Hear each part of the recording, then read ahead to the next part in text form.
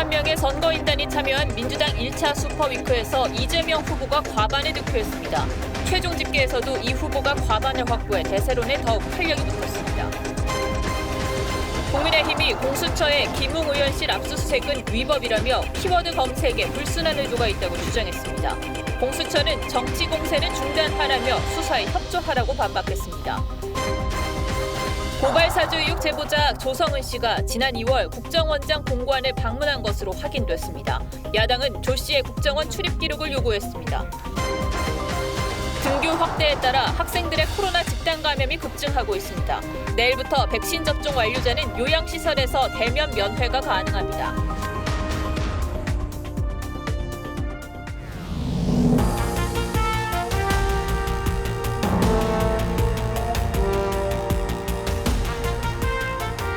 시청자 여러분 안녕하십니까? 뉴스7의 김명우입니다.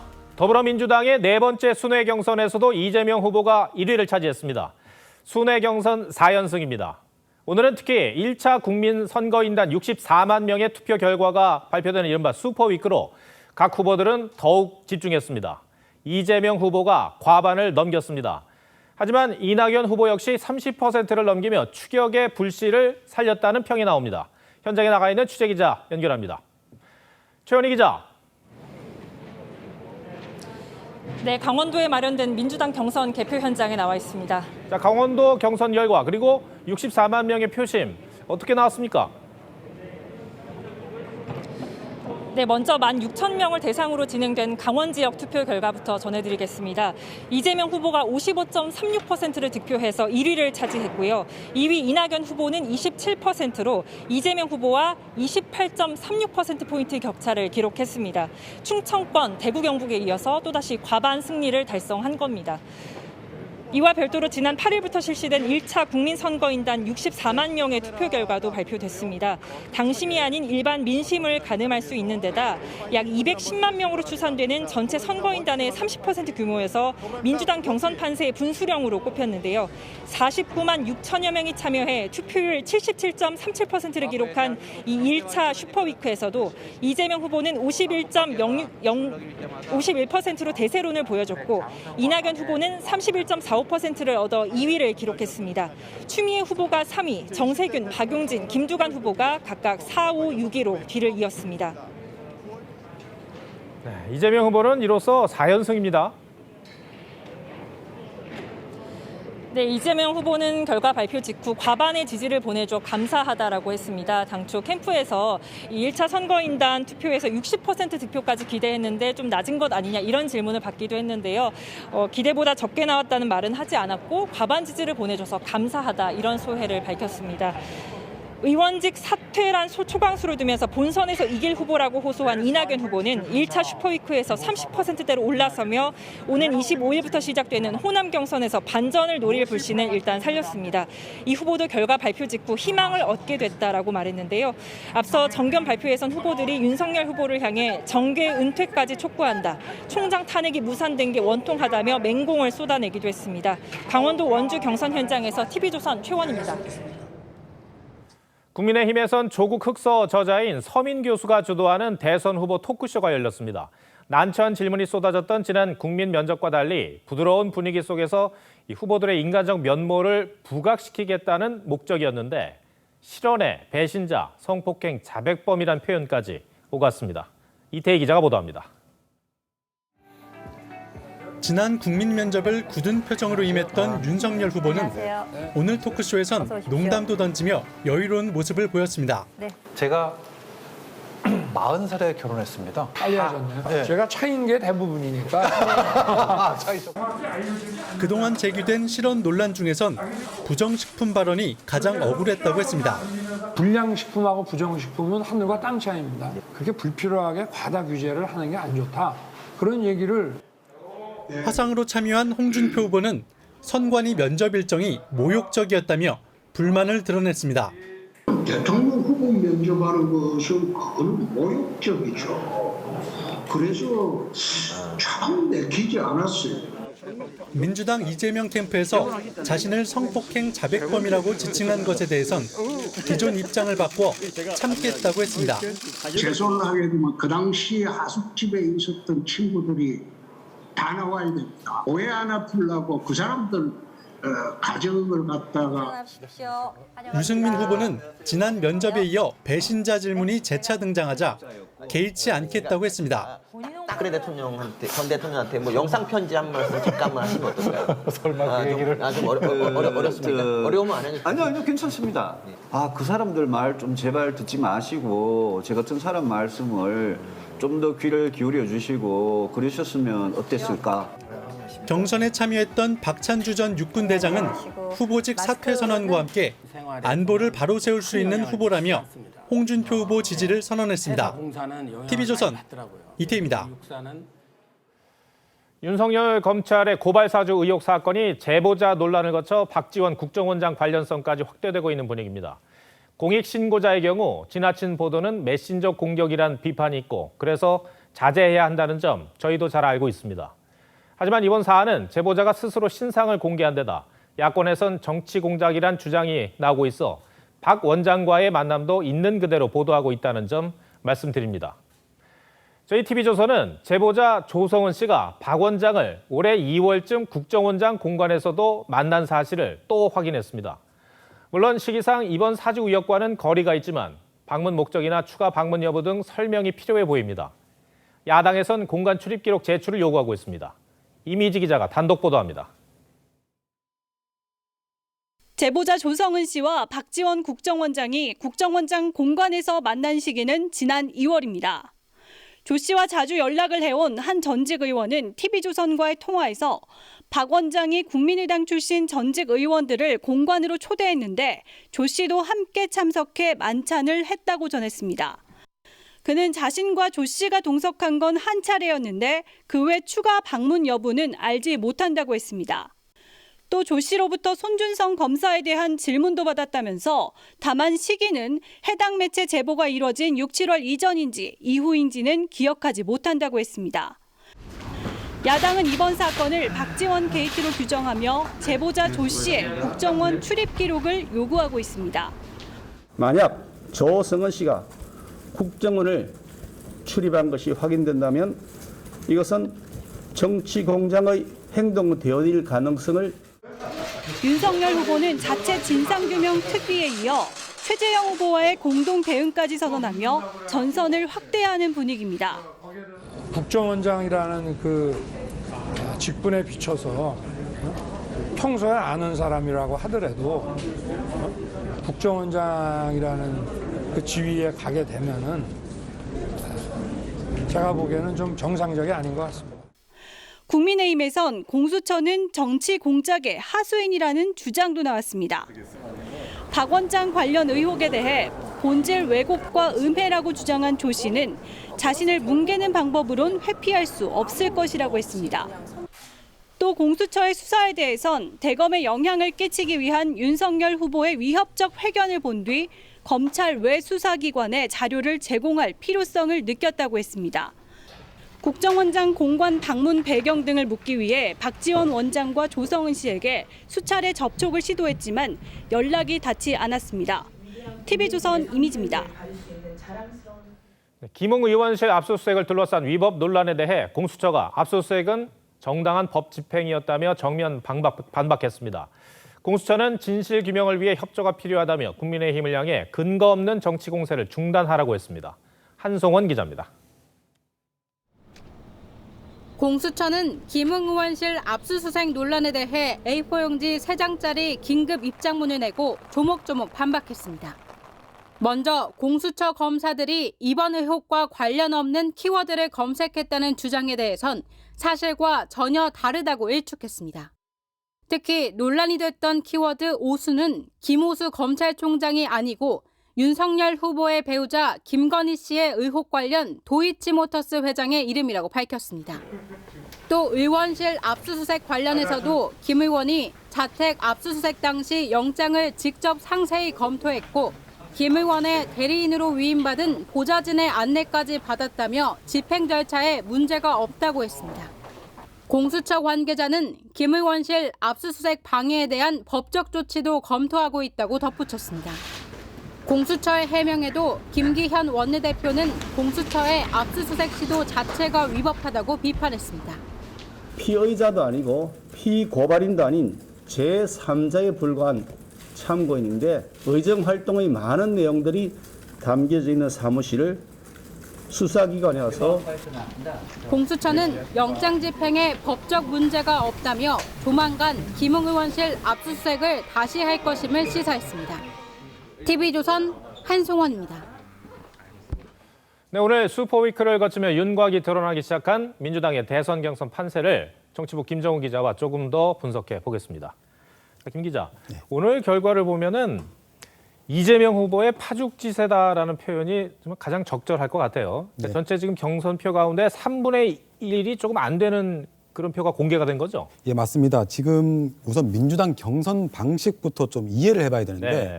일단 지역으로 보면 그 지난주 충청권에 이어서 어제 대구 경북 지역에 이렇게 3번의 경선에서 이재명 후보가 모두 과반을 얻었습니다. 하지만 3개 지역 누적 득표수를 다 합쳐도 한 5만 표 정도 나오는데 오늘은 이보다 한 10배쯤 되죠. 그러니까 1차 선거인단 64만 명 중에 49만 명의 투표가 발표가 됐습니다. 그러면 200만 명을 넘긴 선거인단 수하고 투표율 등을 종합적으로 감안하면 한 3분의 1 정도 판세가 결정이 된 겁니다. 그러니까 민주당은 대의원이든 권리당원이든 선거인단이든 모두 한 표로 계산이 된다는 거죠? 네, 맞습니다. 예. 자, 이게 소위 이른바 매직 넘버라는 게 있어요. 예. 후보 확정 투표수.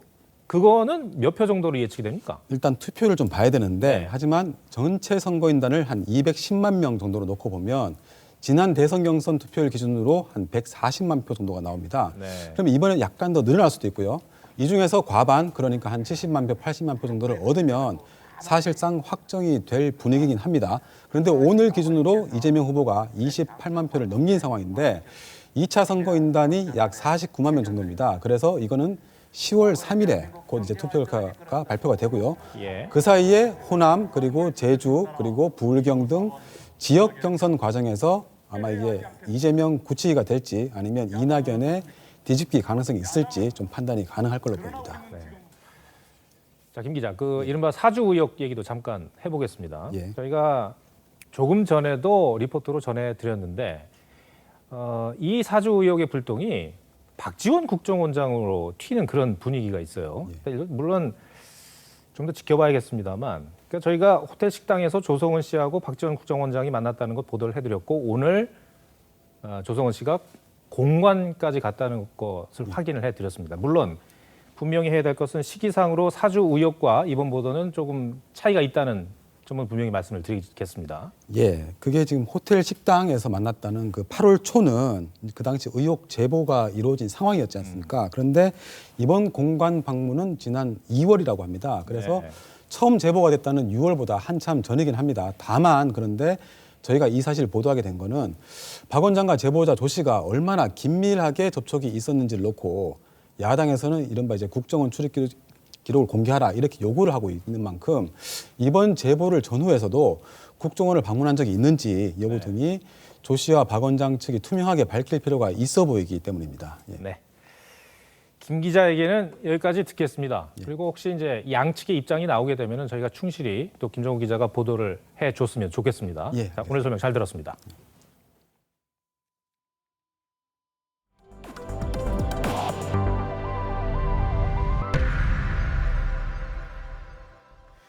네, 국내 코로나19 신규 환자 수가 1,700명대로 주말 기준으로는 두 번째로 많은 규모입니다. 추석을 한 주 앞둔 상황에서 등교 확대와 맞물려 학생 감염이 급증하고 있습니다. 서영일 기자입니다. 서울 은평구의 한 수학학원. 지난 1일 원생 1명이 확진된 뒤 오늘까지 28명이 감염됐습니다. 일부 학생이 증상이 있는데도 학원에 나왔던 것으로 조사됐습니다. 학원 수업 받고 이제 집으로 갈 거 아니에요. 가는 도중 안에 같이 뭐 이렇게 먹는다든지 간식거리를. 경기도에선 학생 1명이 처음 확진된 뒤 학교와 수영장, 가족과 직장으로 N차 감염이 일어나면서 총 34명이 감염됐습니다. 이 밖에 전국의 학원과 학교에서 감염이 잇따르면서 최근 한 주간 학생 확진자는 최다 기록에 육박하고 있습니다. 우리 아이들을 코로나19로부터 안전하게 보호할 수 있도록 추가적인 조치가 필요한 부분 없는지 살펴봐 주시기 바랍니다. 이와 관련해 교육부는 오늘 질병청과 소아청소년 접종 방안을 논의하고 이른 시일 내 확정안을 발표하겠다고 밝혔습니다. 수도권 일평균 환자는 또다시 최대를 기록했고 발생 비중도 연일 70%대 중반을 나타내 추석 연휴 비수도권으로 감염 확산이 우려되는 상황입니다. TV조선 서영일입니다. 백신 접종은 예정대로 진행되고 있습니다. 다음 주면 1차 접종률이 70%에 다다를 전망입니다. 내일부터는 접종 완료자의 경우 요양시설에서 대면 면회가 가능해져 기다렸던 만남이 이뤄질 수 있습니다. 이어서 황병준 기자입니다. 추석을 한 주 앞두고 내일부터 2주간 추석 특별 방역 기간이 시작됩니다. 이에 따라 거리 두기 4단계에서 전면 금지됐던 요양병원과 시설의 대면 접촉 면회가 한시적으로 허용됩니다. 백신 접종을 완료한 환자와 보호자에 한해서입니다. 한 달여 만에 가족을 만나는 기회가 반갑기만 하지만 기저질환 등으로 아직 접종하지 못한 일부 환자는 이번에도 가족을 만날 수 없습니다. 97세면 오늘 하루 감사하면서 사는 거거든요. 저희 엄마의 소망은 자식 한 번 보는 건데. 오는 금요일부터 일주일 동안은 접종 완료자를 포함해 8명까지 가족 모임이 가능해집니다. 백신 1차 접종률은 이미 미국과 일본을 앞질렀습니다. 정부는 우리 국민의 백신에 대한 신뢰와 호응도가 높았기 때문으로 분석했습니다. 다음 주엔 정부 목표대로 추석 전 70% 접종에 도달할 전망입니다.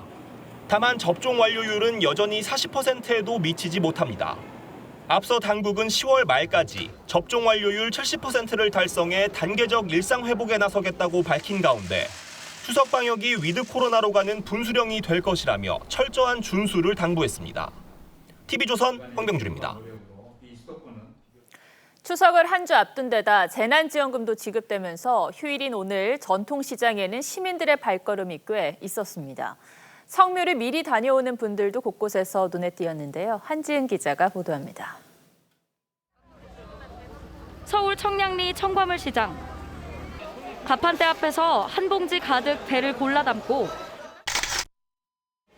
잘 익은 사과를 정성스럽게 고릅니다. 오랜만에 푸짐하게 장을 본 시민은 좁은 시장 골목에서 능숙하게 손수레를 끕니다. 손주들이 좋아하니까 귤하고. 추석 앞두고 여기에서 물건 사신 것도 있으실까요? 예, 그러죠. 사과, 배, 귤, 포도. 지금 이제 또 갖다 놓고 또 올 거예요. 상인들은 5차 재난지원금이 지급되는 만큼 추석 명절 대목을 앞두고 시장 경기가 좋아지길 기대했습니다. 오늘부터 이제 좀 한두 명씩 오네. 또 며칠 안 됐잖아. 한 대목에 좀 오실라나 하고 기대만 하고 있는 거지. 공원묘원에서는 정성스레 음식을 차린 뒤 조상께 절을 올립니다. 사람들이 몰릴 것으로 예상되는 추석 연휴를 피해 미리 성묘에 나선 겁니다. 어머니 아버지 그동안 잘 계시는가? 뭐 손주하고 아들하고 집사람하고 다리고 추석에 못 먹기는 한 일찍 빨리 왔습니다. 국가보훈처 조치에 따라 추석 연휴 기간엔 국공립 추모시설은 모두 통제되고 대부분 사설시설은 시간과 인원을 제한해 운영합니다. TV조선 한지은입니다. 요즘 명절 선물이 많이 오갈 시기인데 조심해야 할 게 있습니다. 추석 선물 배송을 사칭한 문자 메시지, 스미싱 사기가 기승을 부리고 있습니다. 택배 배송 메시지인 줄 알고 잘못 눌렀다가는 개인정보가 모두 빠져나갈 수 있습니다. 재난지원금 신청을 사칭한 스미싱도 있다 하니 주의해야 합니다. 오늘의 포커스는 박상현 기자가 추석을 노린 스미싱 사기에 맞췄습니다.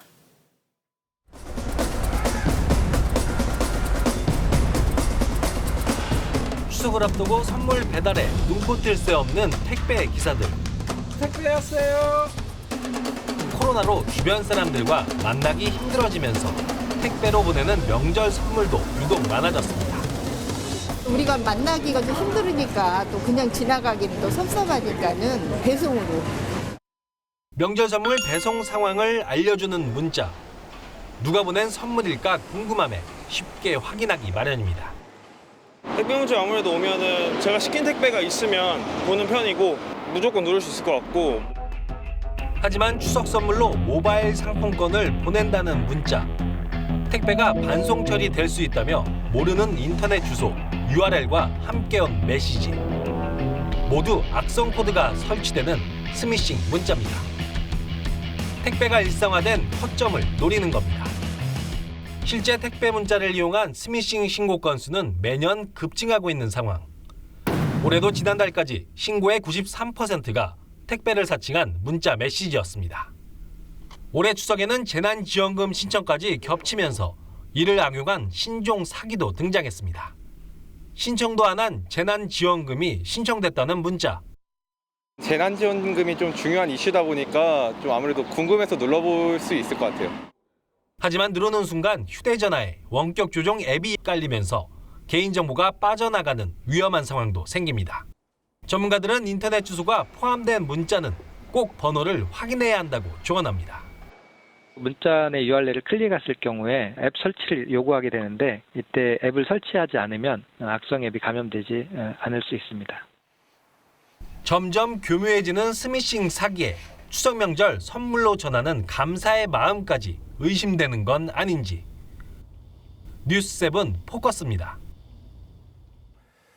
집단 괴롭힘에 시달리다 스스로 목숨을 끊은 해군 정일병 사건 속보 전해드립니다.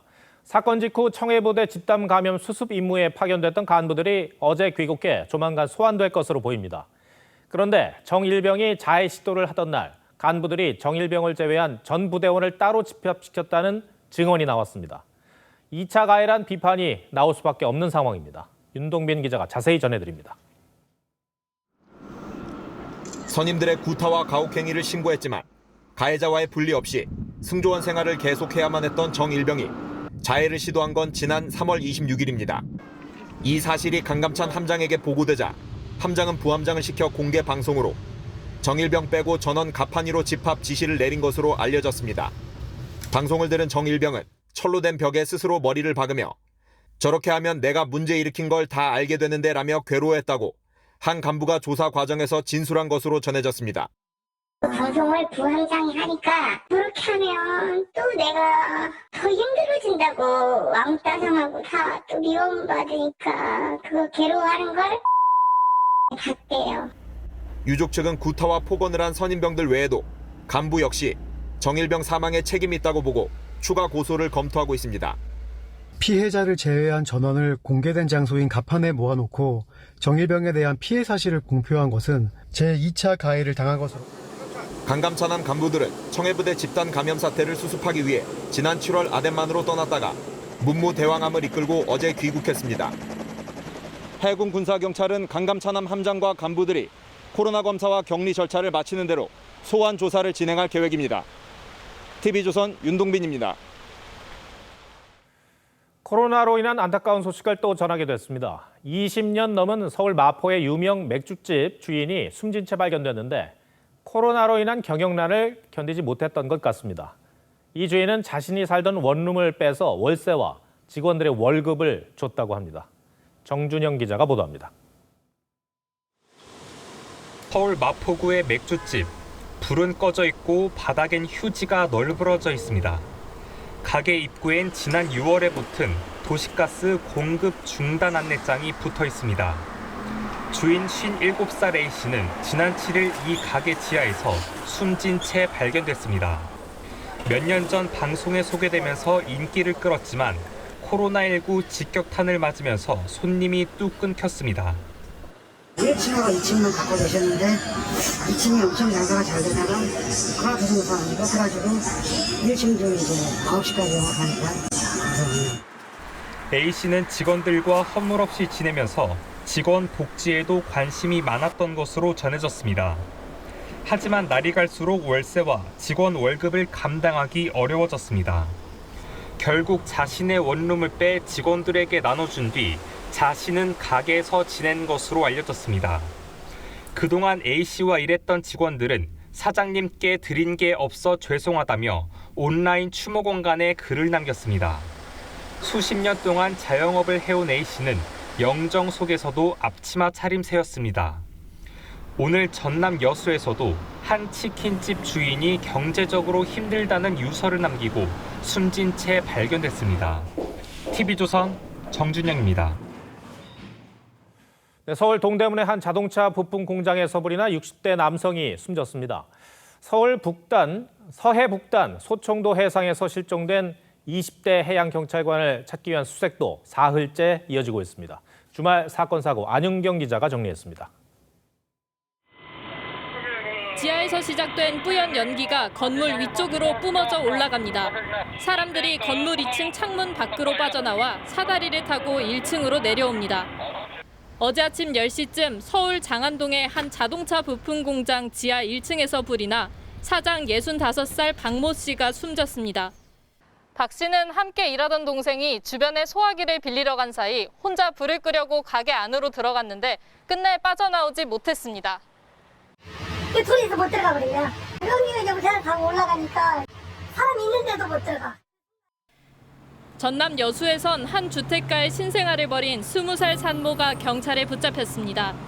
신생아는 쓰레기 봉투 안에서 발견됐는데 현재 인근 종합병원에서 치료받고 있으며 생명엔 지장이 없는 것으로 알려졌습니다. 인천 소청도 해상에서 근무 중 실종된 20대 해경을 찾기 위한 군경의 수색도 사흘째 이어졌습니다. 항공기 8대가 출동했고 해경과 해군의 함정 21척과 관공선 7척, 그리고 민간 선박 6척도 수색에 투입됐습니다. 해경은 북한과 중국에도 사고 사실을 알리고 수색과 구조 협조를 요청했습니다. TV조선 안윤경입니다. 레지던스로 불리는 생활형 숙박시설이나 오피스텔이 최근 이상 과열 조짐을 보이고 있습니다. 아파트보다 높은 분양가인데도 규제가 없다 보니 청약 경쟁률이 수천 대 1까지 치솟고 있습니다. 여기에서 그치지 않고 이 열풍은 인근 아파트 값까지 자극해 가격을 밀어올리고 있습니다. 이뮤진 기자입니다. 나흘 전 분양한 부산의 생활형 숙박시설. 어김없이 떴다방이 웃돈 거래를 부추깁니다. 이거는 평평순위가 좀 많이 붙었죠. 3,500. 분양가가 비싼데도 아파트와 달리 전매가 자유롭다 보니 투자자들이 몰리는 겁니다. 앞서 청약 경쟁률 최고 6,000대 1을 기록한 서울 마곡의 생활형 숙박시설은 인근 아파트값까지 자극하고 있습니다. 그가 그렇게 높게 분양했는데 분양이 다 됐으니까 아파트가 저렴해 보이죠. 실제 이번 주 강서구의 아파트값 상승률은 0.3%로 25개 자치구 가운데 1위를 기록했습니다.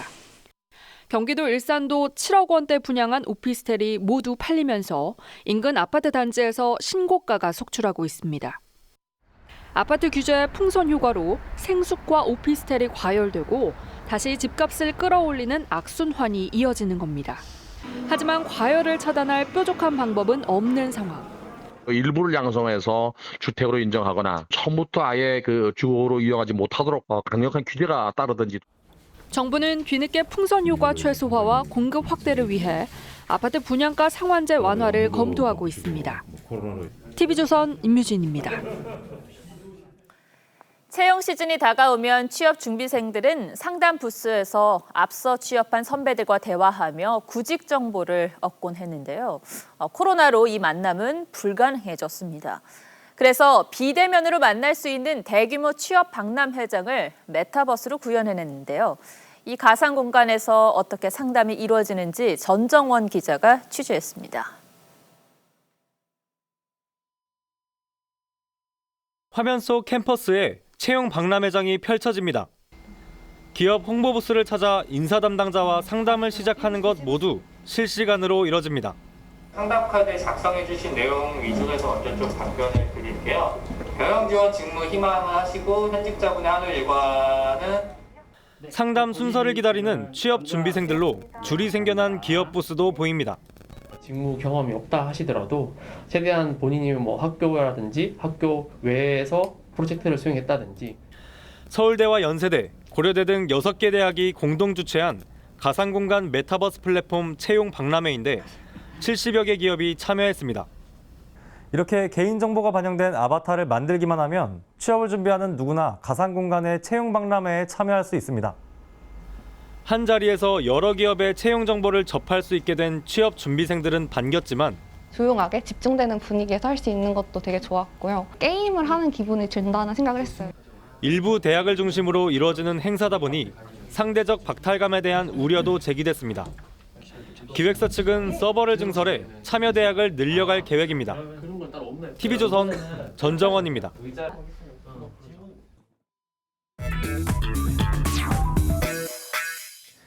뉴스야 시작합니다. 정치부 최지연 기자 나와 있습니다. 첫 번째 물음표 볼까요? 네, 첫 번째 물음표는 포퓰리즘과 공정 사이입니다. 이재명 경기지사가 일산대교 통행료 무료화를 10월부터 하겠다는 건데 이게 논란이에요. 야권에서는 한국판 차별사 아니냐 이런 비판까지 나왔죠? 네, 그렇습니다. 홍준표 국민의힘 예비후보가 이 지사를 포퓰리즘 정책으로 일관한 그래서 비판을 받던 우고 차베스 전 베네수엘라 대통령에 비유를 한 건데요. 하지만 이 지사는 일산대교 운영권을 쥐고 있는 국민연금이 통행료 인상 등으로 폭리를 취해서 공익을 해치고 있다 이렇게 반박을 하고 있습니다. 이 국민이 부담하는 통행료를 공공기관이 올리고 폭리로 세금을 걷어간다. 이런 이 지사의 주장도 일리가 있다는 그런 얘기도 있지 않나요? 네, 그런데 이 국민연금의 공적 목표가 65세 이상 국민의 노후 자금 제공이죠. 네. 일산대교가 무료화되면 2038년까지 예상된 기대 수익 7천억 원이 통째로 없어지기 때문에 이 국민들의 불안은 과연 어떻게 할 것이냐 이런 문제가 있습니다. 이 정부는 재정 부담을 덜고자 기대 수익을 보장하는 조건으로 민간에 투자를 맡긴 게 민자 사업인데 원금 챙겼다고 도로 권한을 빼앗는 것도 불공정이다 이런 주장도 나옵니다. 이 지사의 핵심 키워드가 공정인데 불공정하다고 하니까 정말 불편하겠어요. 예, 경기도의 전도민 재난지원금 결정 때도 초고소득층이나 저소득층 모두 차별을 받아선 안 된다는 공정론을 설파하면서 경기도 의회와 맞섰죠. 또 기본소득 등 기본 시리즈 공약도 공정의 권리를 누리는 주체가 국민이고 여기에 드는 막대한 재정 부담은 국가의 몫입니다. 즉 권한을 쥔 기득권을 공정 저해 요소로 삼고 반대편을 대변하는 게 이재명식 리더십이다. 이런 분석도 나옵니다. 네, 첫 번째 물음표 정리해 주시죠. 네, 첫 번째 물음표 포퓰리즘과 공정 사이 느낌표는 숟가락 얹기도 공정하게로 하겠습니다. 네. 저는 포퓰리스트 아닙니다. 저는 국민이 원하는 일을 합리적인 일을 남들이 반대하지만 했을 뿐이에요. 이게 먹히지가 않는 거예요. 왜냐하면 젊은 세대들은 뭐냐면 어떻게 생각하냐면 국가가 들어가서 개입한다는 거 오히려 불평등하다고 불공정하다고. 네, 진중권 전 교수는 이 지사가 공정에 숟가락을 올려놨다 이런 말도 했는데 젊은 세대들은 국가의 개입을 최소화하는 게 이른바 2021년식 공정법이라고 하는데 대선 예비 후보인 정치인이 나서서 자꾸 숟가락을 얹으려고 하니까 공정보다는 포퓰리즘으로 오해받는 것 아닐까 싶습니다. 알겠습니다. 두 번째 물음표는 뭡니까? 네, 두 번째 물음표는 키맨은 누구입니다. 네. 윤석열 고발 사주 의혹, 이른바 저 의혹의 제보자로 확인된 사람이 이제 조성은 씨지 않습니까? 네. 근데 조 씨가 이제 박지원 국정원장을 만난 사실이 이제 저희 보도를 통해서 알려졌어요. 근데 이게 윤석열 전 총장 측에서는 거세게 지금 공격을 하고 있죠. 8월 초쯤으로 지목되는 두 사람의 만남 이후에도 더 만났다 이렇게 말한 박 원장의 발언이 의미심장합니다. 네. 사실 박지원 원장이 다른 사람이 아니라 정치적 중립을 지켜야 하는 국정원장이기 때문에 저희가 이제 다루는 거죠. 이제 문제는 두 사람이 이 사주 의혹과 관련된 대화를 나눴느냐 아니겠습니까? 네, 맞습니다. 아마 모든 언론이 이 부분에 대해서 궁금해할 텐데 네. 양측 모두 이 부분에 대해서는 함구를 하고 네. 있습니다. 박 원장에게는 더 물어보려고 했는데 그 이상은 이제 거기에 섞이기가 싫다 이러면서 전화를 끊었고요. 특히 추가로 만난 시점이 관건인데 이후로는 연락도 닿지가 않아서 답을 들을 기회조차 없는 상황입니다. 최 기자, 시점이 왜 중요한 겁니까? 예, 이 8월 초 이후라고 하면 뉴스버스가 첫 보도한 9월 2일에 전이냐 후냐가 중요합니다. 네. 저희가 박 원장과 통화를 한 게 9월 10일이니까 전도 후도 될 수가 있는 상황인데요. 만약 9월 2일 이후에도 만났다면 박 원장이 이번 사건을 모를 수가 없는 시점인데다가 관련 논의도 이론상 가능해지기 때문입니다. 물론 여러 차례 만났더라도 조 씨의 말대로 아무 말을 하지 않았더라면 과연 이게 언제 어디서 어떻게 또 누구와 동반해서 만났는지 등을 더 자세히 밝혀서 진실에 가깝도록 만들어주는 게 두 사람이 이 논란을 정면 돌파하는 방법일 수 있을 겁니다. 이 조성은 씨는 박지원 국정원장이 법사위 위원을 오래 했기 때문에 윤석열 전 총장과도 친분이 있어서 아예 이 말을 꺼내지 않았다, 이런 취지로 얘기를 했었죠. 네, 이 두 사람이 최근 들어서 비교적 가깝게 지내온 것은 어느 정도 알만한 사람은 다 아는 사실인데 이 국회 법사위에서 보였던 두 사람의 마지막 모습은 조금 달랐습니다. 아니 왜 저격 주교수는 소환도 조사도 않고? 아니, 지금 의원님 지금 저 국정감사라는 공개적인 자리에서 어느 특정을 무슨 이 좀 여론상으로 이렇게 보호하시는 겁니다.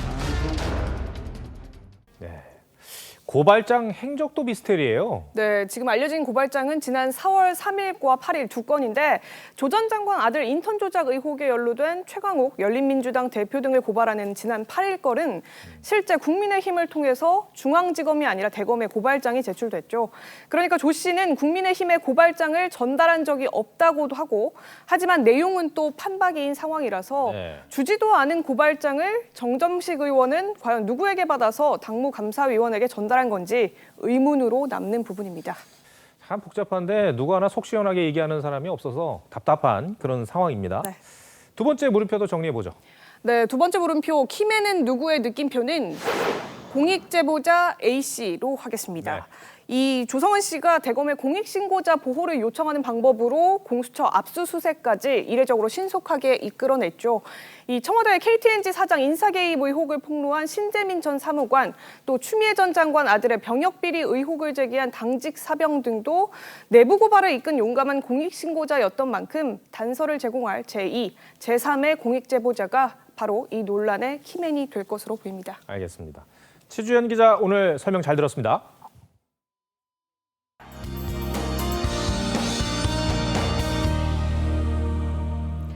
편안한 휴일 보내고 계신가요? 14호 태풍 찬투의 간접 영향으로 제주에는 오늘 밤부터 수요일까지 많은 비가 이어질 것으로 보입니다. 특히 내일부터 주의하셔야겠습니다. 월요일인 내일 천둥과 번개를 동반한 시간당 30에서 50mm의 매우 강한 비가 집중하겠고 화요일과 수요일에도 시간당 50에서 70mm의 세찬 비가 쏟아지면서 총 500mm가 넘는 많은 양이 예상됩니다. 비 피해 없도록 대비 잘 하시는 것이 좋겠습니다. 비와 함께 강한 바람에도 주의하셔야겠는데요. 내일부터 제주와 전남 남해안에 순간 풍속 초속 17m 이상의 돌풍이 몰아치겠습니다. 한편 내일 중부지방은 대체로 맑겠습니다. 남부지방은 흐리겠고 남해안에는 빗방울이 떨어지는 곳이 있겠습니다. 강원 영동 남부에는 오늘 밤에 약한 비가 살짝 지나겠습니다. 일교차가 계속해서 크게 벌어지고 있는데요. 내일 서울 최저기온 21도로 출발해서 낮에는 30도까지 오르겠고 청주 29도, 대구 28도 보이겠습니다. 다가오는 목요일과 금요일에는 전국에 비 소식 들어있습니다. 날씨였습니다. 공수처가 그제 이른바 고발사주 의혹을 초고속으로 강제 수사하면서 그 배경을 언론 브리핑을 통해 설명했는데 한 대목이 이상했습니다. 언론에서 강조해 강제 수사를 했고 죄가 있느냐 없느냐는 그 다음 얘기라는 겁니다. 가장 첨예한 정치 공방의 한 가운데로 뛰어든 모양새가 됐는데 나중에 죄가 없으면 어떻게 뒷감당을 하려는 건지 모르겠습니다. 대선을 앞두고 야권 유력 주자를 피의자로 공표한 게 어떤 의미라는 것을 본인들도 잘 알고 있을 겁니다. 공수처는 국민이 수긍할 수 있는 수사 결과를 빠르게 내야 할 것입니다. 명운이 걸려 있다는 것은 이럴 때 쓰는 말인 것 같습니다. 시청해 주셔서 고맙습니다.